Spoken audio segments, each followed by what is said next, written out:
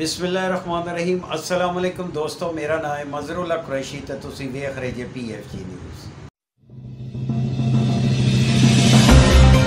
आप देख रहे हैं PFG न्यूज़। असी जदों दा ये PFG न्यूज़ यानी पंजाबी फारसी ग्रुप न्यूज़ YouTube चैनल दा शुरुआत कीती दियां ने। ਇਹਦੇ ਵਿੱਚ ਸ਼ੁਰੂ ਦੇ ਵਿੱਚ ਤੇ ਮੈਂ ਪੰਜਾਬੀ ਸ਼ਾਇਰੀ ਪੜ੍ਹ ਕੇ ਤੁਹਾਡੇ ਸਾਹਮਣੇ ਪੇਸ਼ ਕਰਨਾ ਸਾਂ। ਫਿਰ ਉਸ ਤੋਂ ਬਾਅਦ ਪੰਜਾਬੀ ਦੀਆਂ ਮਿਨੀ ਕਹਾਣੀਆਂ ਪੇਸ਼ ਕੀਤੀਆਂ ਗਈਆਂ। ਲੇਕਿਨ ਜਦੋਂ ਸਾਨੂੰ YouTube ਨੇ ਰਿਸਰਚ ਦਾ ਇੱਕ ਸਾਨੂੰ ਦਿੱਤਾ ਐਪਸ ਦਿੱਤਾ ਤੇ ਉਹਨੂੰ ਅਸੀਂ ਜਦੋਂ ਰਿਸਰਚ ਕੀਤੀ ਹੈ ਤੇ ਸਾਡੇ ਵੀਵਰਸ ਜਿਹੜੇ ਈਰਾਨ ਤੇ ਈਰਾਨ ਦੇ ਵਲੌਗਸ ਨੂੰ ਹਾਈ ਲੈਵਲ ਦੇ मौजूआत के उत्ते रख के तो सानू सर्च करते सन। तो फिर मैं कुछ ईरान के मुतलिक वीडियोज़ तुहाडी खिदमत दे विच पेश कीतियां। दोस्तां ने बड़ा पसंद किया, बल्कि एक वीडियो के उत्ते 7.8K तो भी ज़्यादा व्यूज़ मैनू मिले। तुहाडी मुहब्बतां ने, तुहाडियां मेहरबानियां ने। फिर असी इस नूं ये फैसला किया गया कि असी इस नूं ईरान के मौजूआत के उत्ते ही असी लैके चूँकि व्यूवर्स जिहड़े ने वो ईरान के मौजू नूं पसंद कर रहे हैं कि ईरान नूं तुसी जिस तरीके दे नाल वेखदे हो ना, वो तरीका साडे जिहड़े व्लॉगर्स जिन्ने यूट्यूब के उत्ते ईरान के मुतलका वीडियोज़ ने ना, वो बिल्कुल मुख्तलिफ एंगल्स दे नाल यूट्यूब पर व्लॉगर्स जिहड़े व्लॉग्स बनाते हैं और उत्थे जाते हैं, रस्ते दे विच करदे ने। कोई मैं खुद चेक की ने वीडियोज़, लेकिन यूट्यूब उन्होंने वायरल कर देंदा है और लोग उन्होंने पसंद करते हैं और 50-50 लाख 2-2 लाख वो व्यूज़ आ जाते हैं।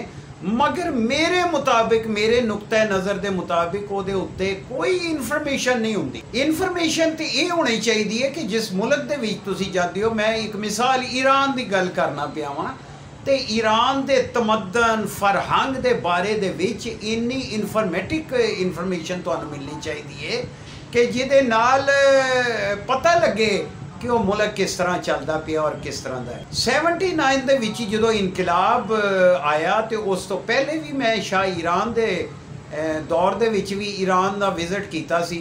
सारी जिंदगी ईरान नूं विजिट करदी ही गुजर गई। तो उस वेले दा ईरान ते उस तो बाद दा ईरान दे विच बहुत फर्क आ, क्योंकि इस्लामी टच आ गया। उत्थों दी पब्लिक ते उत्थों दे लोग जड़े ने उन्होंने भी इस्लामी टच नूं पसंद किया, बल्कि मुसलमान सन ते मुसलमान होने दे नाते दे नाल उन्हां दा एक लगाव पहले किसी होर तरीके सन सी कि मॉडर्न दुनिया दे नाल भी वो अटैच सन और खवातीन वाल खुले जिवें साडे पाकिस्तान दे विच फिरदियां ने, कोई रोक टोक नहीं हैगा।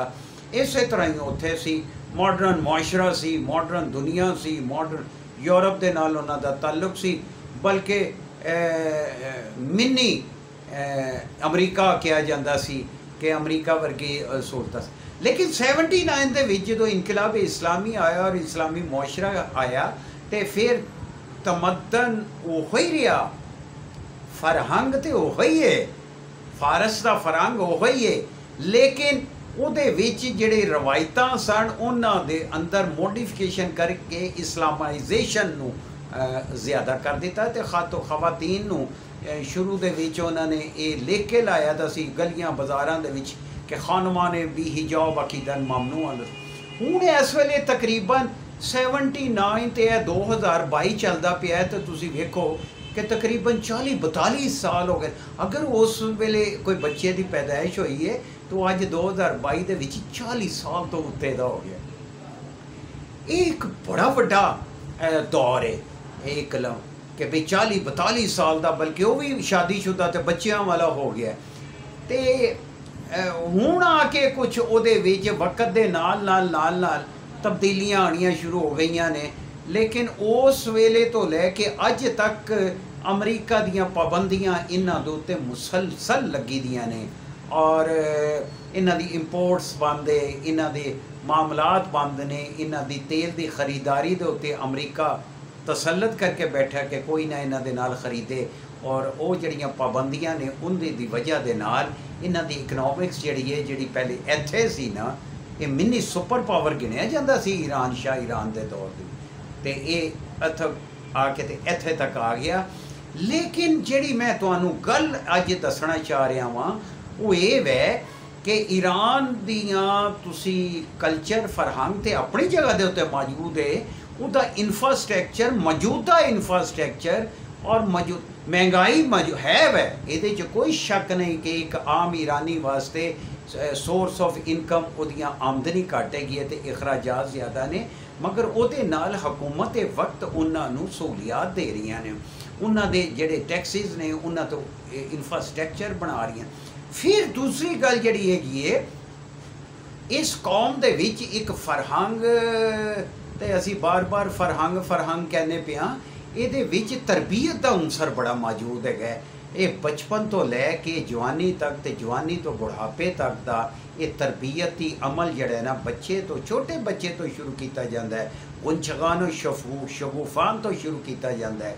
ਬਲਕਿ ਘਰਾਂ ਦੇ ਵਿੱਚ ਜਿਵੇਂ ਸਾਡੀਆਂ ਮਾਵਾਂ ਸਾਡੀਆਂ ਵੱਡੀਆਂ ਸਨ ਜਿਹੜੀਆਂ ਉਹ ਬੱਚਿਆਂ ਨੂੰ ਤਰਬੀਅਤ ਦਿੰਦੀਆਂ ਸਨ, ਉਸੇ ਤਰ੍ਹਾਂ ਦੀ ਘਰ ਦੇ ਵਿੱਚ ਤਰਬੀਅਤ ਹੈ। ਮਾਡਰਨ ਮਾਵਾਂ पढ़िया लिखिया मॉडर्न मावां अपने बच्चों को तरबीयत देंदियां ने, फिर स्कूल च तरबीयत होंदी है, तालीम दे नाल तरबीयत होंदी है। मैं कई पिछली वीडियो दे विच तुहानूं बड़ियां चीज़ां दस चुकिया वां, उत्थों दा इंफ्रास्ट्रक्चर दिखा चुकिया वां, उत्थों दीयां सड़कां ते गलियां दिखा चुकिया वां। साडा एक PFG न्यूज़ का एक नुमाइंदा इस वेले तहरान बैठा दा शहजाद अहमद उन्हां दा नाम है।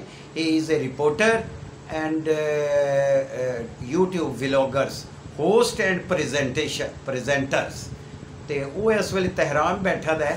ਮੈਂ ਉਸ ਤੋਂ ਪਹਿਲੇ ਇਹ ਜਿਹੜੀ ਪਿਛਲੀ ਵੀਡੀਓ ਜਿਹੜੀ ਹੈ ਨਾ ਇੱਕ ਛੱਡ ਕੇ ਉਸ ਤੋਂ ਲਵਾਸਾਨ ਤੋਂ ਪਹਿਲੇ ਦੀ ਵੀਡੀਓ ਮੈਂ ਸ਼ਹਿਜ਼ਾਦ ਇਨ ਤਹਿਰਾਨ ਦੀ ਵੀਡੀਓ ਤੁਹਾਡੀ ਖਿਦਮਤ ਦੇ ਵਿੱਚ ਪੇਸ਼ ਕੀਤੀ ਸੀ। ਸ਼ਹਿਜ਼ਾਦ ਨੇ ਮੈਨੂੰ ਬੜੀਆਂ ਚੀਜ਼ਾਂ ਉੱਥੋਂ ਰਿਪੋਰਟ ਕੀਤੀਆਂ ਨੇ ਤੇ ਮੇਰਾ ਦਿਲ ਕਰਦਾ ਸੀ ਪਿਆ ਕਿ ਮੈਂ ਤੁਹਾਡੇ ਤੱਕ ਉਹ ਪੇਸ਼ ਕਰਾਂ ਤੇ ਤੁਹਾਨੂੰ ਦਿਖਾਵਾਂ कि ईरानी लोग बुरे तो हर जगह के उत्ते मौजूद ने, बुरे लोग हर जगह के उत्ते मौजूद ने।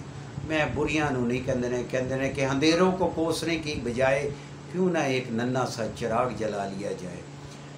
सो ईरान दे तकरीबन इस वेले 28 तो 32 सूबे इस वेले 20 30 31 32 सूबे मौजूद ने जिहड़े सरकारी तौर पर ऑफिशल्स ने। पहले 28 सन, फिर 29 होए, फिर 30 होए, इस वेले तकरीबन 30-32 के करीब सूबे ने और उन्होंने दे विच अमनो अमान बरकरार है। उस तरह इन्हों का हैड जड़ा ना वजीर आला नहीं गिनिया जाता, सूबे का वजीर आला नहीं होंदा, इन्हों का हैड जड़ा गवर्नर कहलाते हैं, वो रईस गवर्नर है उस्तान ते रईस है उस्तान।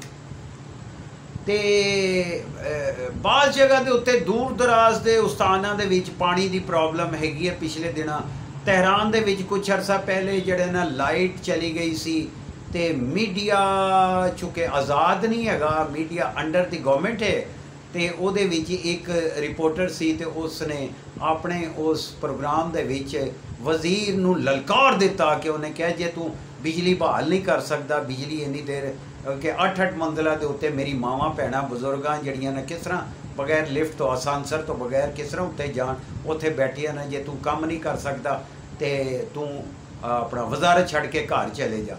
तो इस तरह दियां दमाग रिपोर्टर्स या जर्नलिस्ट बहुत घट ने।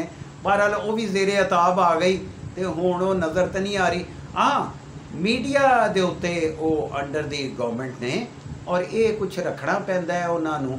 जिस तरह साडा पाकिस्तानी मीडिया तो साडी सहाफत नूं जिन्नी आज़ादी है उन्नी आज़ादी ईरान दे विच नहीं हैगी। ये तो एक बैकड्रॉ सी। लेकिन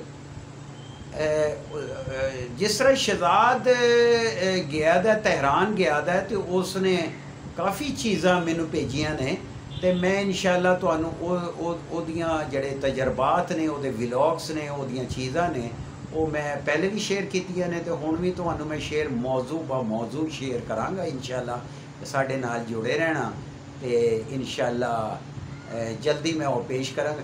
अज एक जनरल जी गुफ्तगू सी तो कुछ मैं तुहानू दिखाना चाहना वा ईरान दा इंफ्रास्ट्रक्चर्स तो वो भी तुसी मेरे नाल देखो। अल्हम्दुलिल्लाह मज़ा आएगा तुहानू। और मैं उम्मीद करांगा कि ईरान दे बारे दे विच जो इन्फॉर्मेशन तुसी चाहते हो मैं तुहानू पेश करा। मौजू नू जिन्ना दकीक कर दिता जाता है उन्ना वो ज़्यादा खुश्क जिहा हो जाता है। तो मैं चाहना कि नाल वो हसी मजाक का भी टच तुहाडे नाल रहे। तो उम्मीद करांगा कि तुहानू मेरी छोटी जी गुफ्तगू पसंद आई होएगी और आइंदा मैं जिहड़ी तुहाडे सामने वीडियोस पेश करांगा उम्मीद है कि वो भी पसंद आएगी। तो जिहड़े नवें दोस्त आए ने उन्होंने गुजारिश हैगी है कि साडे PFG न्यूज़ चैनल नू सबसक्राइब कर दें ते लाइक कर दें ते इस वीडियो नू शेयर करन। मज़हरुल्लाह कुरैशी तुहाडा अपना, मैनू इजाज़त दिओ। अल्लाह निगहदार।